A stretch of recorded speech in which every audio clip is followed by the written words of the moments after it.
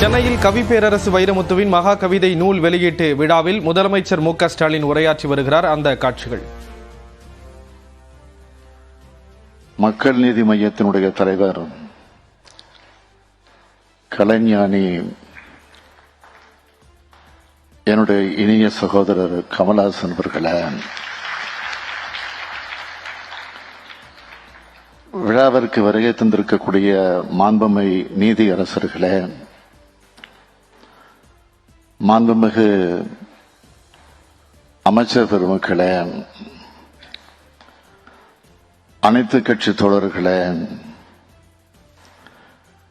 கவிஞரின் தமிழுக்கு வாரிசுகள்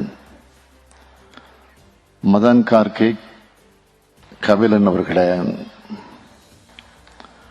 நாடாளுமன்ற சட்டமன்ற மகா கவிதை நூல் வெளியீட்டு விழாவில் முதலமைச்சர் மு.க. ஸ்டாலின் உரையாற்றினார். அந்த காட்சிகளை பார்த்தோம்.